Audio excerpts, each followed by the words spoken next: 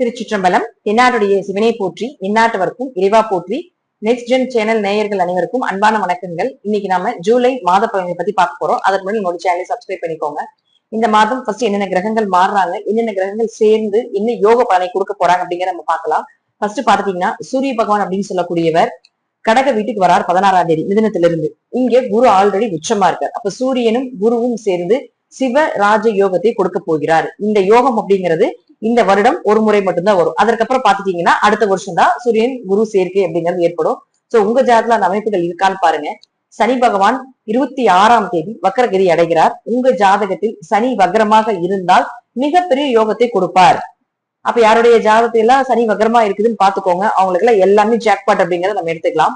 அடுத்தது சுக்கிரன் கேதுவோட சேர்ந்து சிம்ம வீட்டுல பயணப்பட போகிறார் இந்த மாதம் முழுவதும். பொதுவாக சுக்கிரன் கேது சேர்க்கை, சுக்கிரன் ராகு சேர்க்கை, சுக்கிரனுக்கு திரிகோணத்தில் ராகு கேதுக்கள் இருப்பது, ராகு கேது சாரத்தில் சுக்கிரன் இருப்பது, இதெல்லாம் ஒரு பெண் சாபத்தினுடைய அமைப்பை கொடுக்கக்கூடிய ஒரு சேர்க்கை அப்படிங்கிற நம்ம எடுத்துக்கலாம். அதே போல ரிஷபத்திலையும் துலாத்திலையும் ராகு கேதுக்கள் இருந்தாலும் இது ஓரளவுக்கு பொருந்தி வரும் அப்படிங்கிறது உண்டு.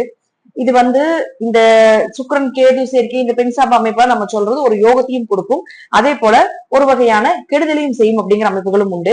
இந்த சேர்க்கை உங்களுக்கோ அல்லது உங்க குழந்தைகளுக்கோ அல்லது உங்க குடும்பத்துல யாருக்காவது இருக்கான்னு பாருங்க. அப்படி இருந்தால் இந்த ஒரு மாத காலகட்டங்கள் மட்டும் கொஞ்சம் கவனமாக இது செயல்பட வேண்டும் அப்படிங்கிறதா உண்மை. இந்த சேர்க்கை மூலமாக யோகத்தையும் தரக்கூடிய அமைப்பும் உண்டு. நாம இப்ப வரக்கூடிய இந்த பதிவுல யாருக்கெல்லாம் இந்த கிரக சேர்க்கைகள் எல்லாம் யோகத்தையும், யாருக்கெல்லாம் ஏதாவது ஒரு பாதகத்தையும் கொடுக்க போகுது அப்படிங்கிறத நாம முழுமையாக பார்க்கலாம். மகர ராசிக்குண்டான இந்த மாதம் எப்படி இருக்கும் அப்படிங்கிறத பார்க்கலாம். மகர ராசியை பொறுத்த வரைக்கும் பாத்தீங்கன்னா எல்லாருக்கும் ஓடி ஓடி உழைக்கக்கூடிய ராசி. உழைத்ததுக்கு ஒரு நல்ல பலனே இல்லை. நான் இவங்களுக்காக இவ்வளவு கஷ்டப்பட்டேன், இவங்களுக்காக இவ்வளவு வேலை செஞ்சேன், இது எல்லாமே சொல்லுவாங்க. பட் இப்ப ஏழரை சனி முடிஞ்சு நல்ல பாதை, நல்ல வெளிச்சம், நல்ல வாழ்க்கை, நல்ல எதிர்காலத்தை நோக்கி இந்த மகரம் புறப்பட்டு கொண்டிருக்கிறது அப்படிங்கிறதா உண்மை. ஒருவேளை அப்படி இல்லை அப்படின்னா உங்க ஜாதகம் கொஞ்சம் அனலைஸ் பண்ணிக்கோங்க, கொஞ்சம் வழிபாடுகள் ஏதாவது தசாப்தி போல பண்ணிக்கோங்க. மற்றபடி பாத்தீங்கன்னா மகரத்துக்கு அருமையா இருக்கு, குரு பார்வையோட நிக்குது. அப்ப ராசி அதிபதியும் 2ஆம் அதிபதியான சனி பகவான் 3ஆம் வீட்டுல இருக்கிறதுனால புதிய மாற்றம், புதிய வளர்ச்சி, புதிய பாதையை நோக்கி புறப்பட போறீங்கன்னு அர்த்தம். புதிய வளர்ச்சி. ஏன்னா உங்களுக்கு 12ஆம் அதிபதி குரு உச்சமாகிறதுனால வெளிநாடு வெளியூர் பயணத்துல வேலை கன்ஃபார்ம். சோ மகர ராசி டிக்கெட்ல கன்ஃபார்ம் ஆயிடுச்சு, தாராளமா கிளம்பலாம். சோ கொஞ்சம் உங்க ஜாதகத்தை அனலைஸ் பண்ணிக்கோங்க. அது மட்டும் இல்லாம உங்களுக்கு வெளிநாடு போகக்கூடிய ஜாதகமான்னு பாருங்க, அல்லது வெளியூர் போகக்கூடிய ஜாதகமான்னு பாருங்க. அப்படியே இல்லைனாலும் உங்களுக்கு நீங்க எங்க இருக்கீங்களோ அந்த இடத்துல உங்களுக்கு தடைப்பட்ட விஷயங்கள் எல்லாமே சூப்பரா நடக்க போகுதுன்னு அர்த்தம். இதுதான் உண்மை. சோ உங்க உடம்ப நல்லா கவனமா பாத்துக்க போறீங்க. உடம்புக்கு தேவையான விஷயங்கள் எல்லாமே செய்ய போறீங்க. முயற்சிகள் எல்லாமே கை கூடி வரப்போகுது. நீங்க பட்ட கஷ்டத்துக்கு, பட்ட துன்பத்துக்கு, பட்ட வேதனைக்கெல்லாம் நல்ல ஒரு வெளிச்சமான ஒரு மாதம். கண்டிப்பாக நிவர்த்தி அப்படிங்கிறது உண்டு. அடுத்து பாருங்க 4ஆம் அதிபதி செவ்வாய், அவர் 11ஆம் அதிபதி 5ஆம் வீட்டுல இருக்கும்போது உடம்பு ஆரோக்கியம் சூப்பரா இருக்கும். ஃபர்ஸ்ட் அதானே சொல்லணும். ஒரு மனிதனுக்கு பணம், உடம்பு இதெல்லாம் ரொம்ப முக்கியம் இல்லையா? ஆரோக்கியம் தானே மிகப்பெரிய செல்வம். அப்போ 7 நிறைய ஆரோக்கிய குறைபாடுகள் ஏற்பட்டிருக்கும். இப்போ அதெல்லாம் சரியாக போகுது. அப்ப 4 கூட 5 இருக்கும்போது குலதெய்வத்தினுடைய அனுகிரகம் நிறைய இருக்கும். வீடு, மனை, சொத்துக்கள், வண்டி, வாகன யோகங்கள் பெறுவதற்குண்டான ஒரு வாய்ப்புகள், இதெல்லாம் ஏற்படுத்தி கொடுப்பதற்குண்டான அதிக வாய்ப்புகளும் உண்டு. சோ நிம்மதியா இருக்க போறீங்க, நிம்மதியான தூக்கம், நிறைய பயணங்கள் பண்ண போறீங்க, சிறுதூர பயணங்கள் அதிகமா பண்றதுக்கு வாய்ப்புகள் கிடைக்கும். மனசுல இருந்த இந்த பாரங்கள் எல்லாமே மகர ராசிக்கு விலக போகுது. தெளிவான முடிவு எடுக்க போறீங்க, தெளிவான சிந்தனைகளோட செயல்பட போறீங்க. எது நடந்தாலும் நன்மைக்கு அப்படிங்கிற அமைப்புகளை ஏற்படுத்தி கொடுக்கக்கூடிய ஒரு காலகட்டங்கள் அப்படிங்கிறது உண்டு. லாபம் பெருக போகுதுங்க. ஏன்னா 11ஆம் இடத்துல செவ்வாய் பார்க்குது, தன்னுடைய சொந்த வீட்டை செவ்வாய் பார்க்குது. லாபங்கள் பெருக போகுது. பெரும் ஆசைகள், கனவுகள், நீங்க கண்ட விஷயங்கள் எல்லாமே நிஜமாக போகுது. உங்களுடைய கனவுகள் எல்லாமே நிஜமாக போகுது. ஆசைகள் எல்லாமே நிறைவேற போகுது. நம்பிக்கையா இருக்கலாம். 5 செவ்வாய் இருந்தால் ஒரு ஆண் தெய்வத்தினுடைய துணை எப்பொழுதுமே இருக்கும். முருகனுடைய துணை எப்பொழுதுமே இருக்கும். மகர ராசிக்காரங்க முருகனை கும்பிட்டீங்கன்னா இப்போ உங்க கூட அது எல்லா விஷயத்துக்கும் வழி நடத்தி கொடுக்கும் அப்படிங்கறதா உண்மை. வாழ்க்கையில மிகப்பெரிய உச்சத்துக்கும் உயரத்துக்கும் கொண்டு போகக்கூடிய ஒரு காலகட்டங்கள் மகர ராசிக்கு மிக மிக மிக மிக நெருக்கத்தில் உள்ளது. வாழ்க்கையில இந்த போராட்டங்கள் எல்லாமே விலக போகுது. உங்களுடைய வெளிச்சத்தையும் உங்களுடைய எதிர்காலத்தையும் நோக்கி பயணம் இப்பொழுது தொடங்க போகுது அப்படிங்கறதா உண்மை. ஏன்னா சுக்கிரன் அடுத்தது. சுக்கிரன் யார்? உங்க ராசிக்கு 5, 10 குடையவர். 8ஆம் வீட்டுல இருக்கு. அது மட்டும் கொஞ்சம் கவனமா பாத்துக்கோங்க. 5னா குழந்தை, 10னா தொழில், இதுதான் ரொம்ப முக்கியம். அப்ப அவனுடைய வருமானம் இது போய் கேதுவோட நிக்குது. சோ நம்ம முதல்லயே சொல்லியிருக்கிறப்போ சுக்கிரன் கேது, சுக்கிரன் ராகு, இதெல்லாம் சேர்க்கைகள் இருக்குதான்னு உங்க ஜாதகத்தை ஃபர்ஸ்ட் அனலைஸ் பண்ணுங்க. நீங்களே பார்க்கலாம். நான் சொன்ன இன்ட்ரால கொடுத்திருக்கிறது வந்து உங்களுக்கு நல்லா புரியும்னு நினைக்கிறேன். அதைவே நீங்க பாத்தீங்கன்னா உங்களுக்கு இந்த அமைப்புகள் இருக்கு அப்படின்னா 8ஆம் இடங்கு அவமானம். சோ ஒரு பெண்கள்னால அவமானமோ, ஒரு ஆண்கள்னால அவமானமோ, ஒரு தலைக்குனிவோ, தொழில்ல இன்வெஸ்ட்மெண்ட் பண்ணி கொஞ்சம் ஏமாற்றமாகறதோ, புதிய இன்வெஸ்ட்மெண்ட் பண்ணாம இருக்கிறது நல்லது. சோ இதெல்லாம் கொஞ்சம் கவனமா பாத்துக்கிறது நல்லது. 5ஆம் இடங்கிறது உங்க குழந்தைகள் இல்லையா? அப்ப உங்க குழந்தைகள் உங்களுக்கு இந்த சேர்க்கை இருந்தாலும் சரி, உங்க குழந்தைகளுக்கும் குடும்பத்துல யாருக்கு என்ன சேர்க்கை இருந்தாலும் கொஞ்சம் உங்க குழந்தைகளுடைய நடவடிக்கை பழக்க வழக்கங்கள் கொஞ்சம் கவனம் செலுத்த வேண்டும். என்ன பண்றாங்க, எங்க போறாங்க, எங்க வராங்க, என்ன செய்யறாங்க, ஆசைகளை தூண்டக்கூடிய நிறைய விஷயங்கள் மகரத்துக்கு இந்த மாதம் நடக்கும்.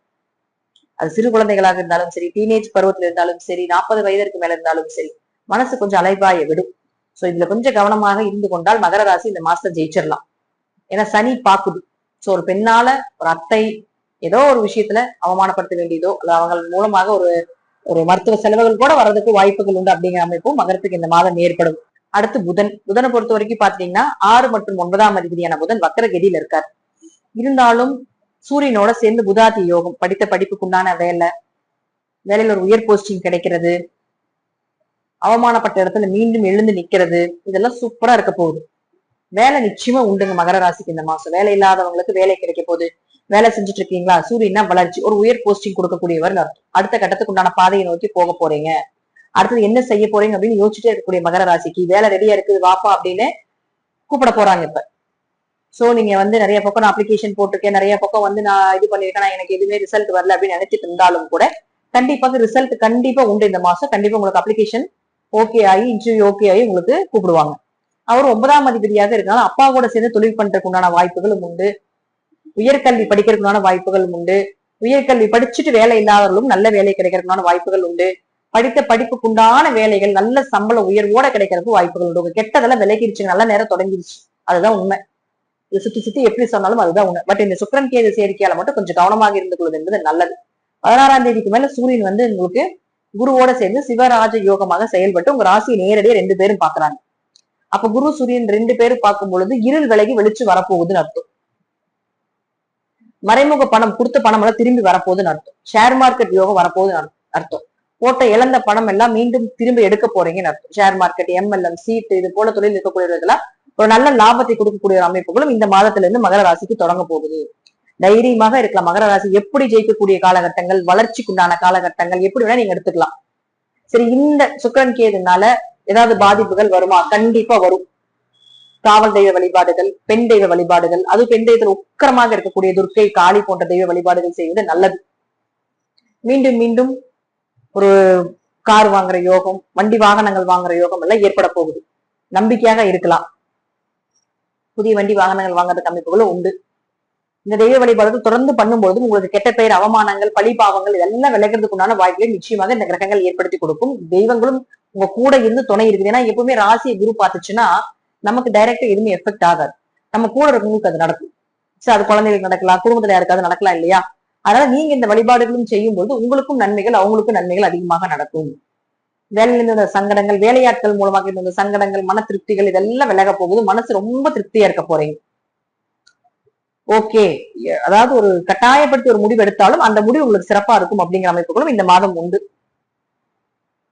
இந்த வழிபாடுகள் தொடர்ந்து பண்ணும் பொழுது தேவையில்லாத கெட்ட பெயர், அவமானங்களை விலகிறதுக்குண்டான அதிக வாய்ப்புகள் மகர ராசிக்கு உண்டு. இதெல்லாம் உங்க ஜாதக ரீதியம், தசாபுத்திகள் ரீதியம் சொல்லக்கூடிய கருத்துக்கள் சிறிது மாறுபடலாம். நன்றி. மீண்டும் ஒரு நல்ல பதிவுல சந்திக்கலாம். திருச்சிற்றம்பலம், தில்லையம்பலம், ஸ்ரீ நரசிம்ம சரணம்.